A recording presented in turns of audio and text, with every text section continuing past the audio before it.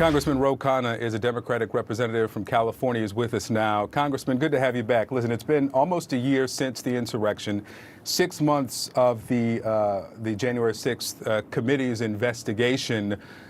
Do you believe that the country is any better, a better position than it was a year ago when we saw that insurrection there at the Capitol? Yes, I do. First of all, because of the extraordinary service of the Capitol Police, I'm taking this week to thank individual officers for their service. There is far more protection and security of the Capitol. An attack like that, I don't think would be nearly as possible now. So the security is tighter. Second, the committee has done a great job in investigating. It's been bipartisan with Benny Thompson and Liz Cheney. We are getting answers of exactly what happened and how to prevent it.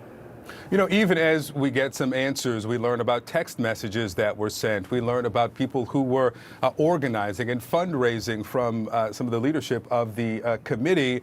There are still some who, regardless of even audits of elections or recounts, still believe the former president's lie.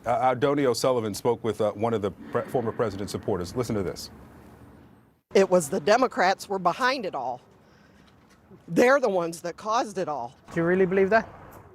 I know it. And there is no way that a Republican would act that way.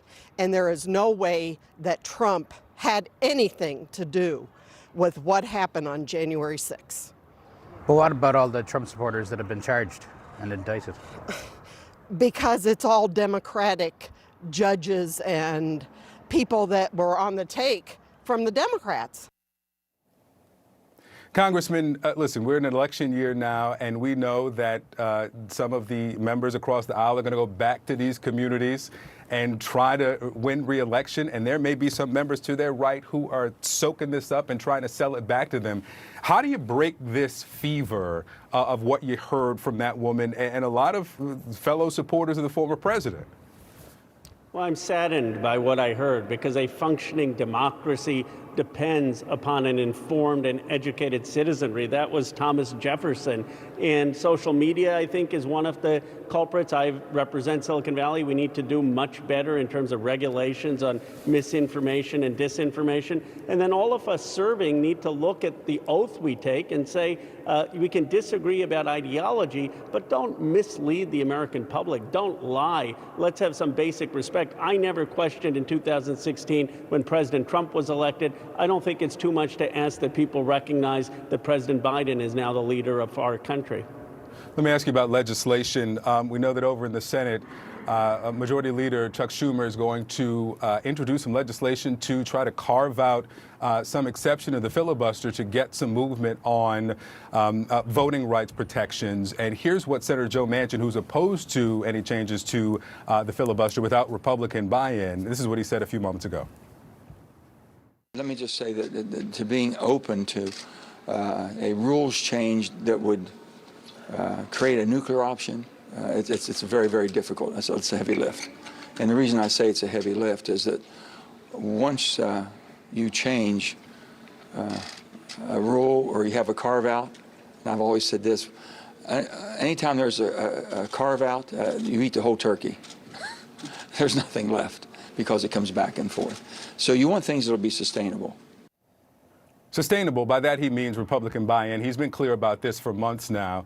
Is there anything substantive that you think that could get Republicans buy-in at all? Because that's really what Senator Manchin wants, that you could get through that would protect the right to vote that we see disintegrating across several states because of this new legislation. Anything that can happen?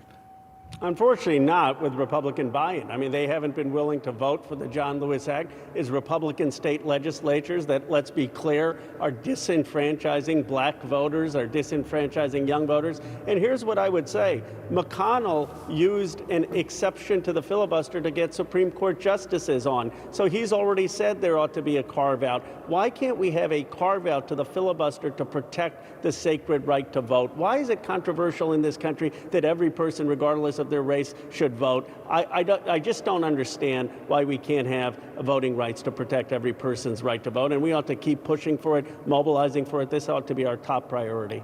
Well, Senator Manchin has been clear about his opposition to that. Senator Sinema as well. One more on Senator Manchin. He was also asked about moving forward on the Build Back Better Act. He says there have been no conversations with the White House since in December when he said that he was opposed to moving forward. He's a no on that. But he said that there are some elements of the bill he can get behind, specifically on the climate elements.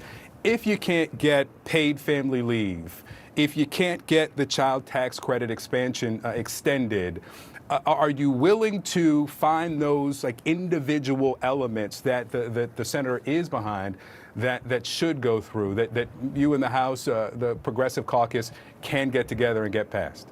I'm willing to compromise. I've had good conversations with Senator Manchin. I believe he's open to getting to a compromise and getting something done. We need to engage him in good faith. We need to have a dialogue with him in the White House, and we need to see what can we agree on to deliver for the American public. So I understand it's not going to be what we passed in the House. We're going to have to compromise, and I'm open to doing that. All right, Congressman Khanna, thank you.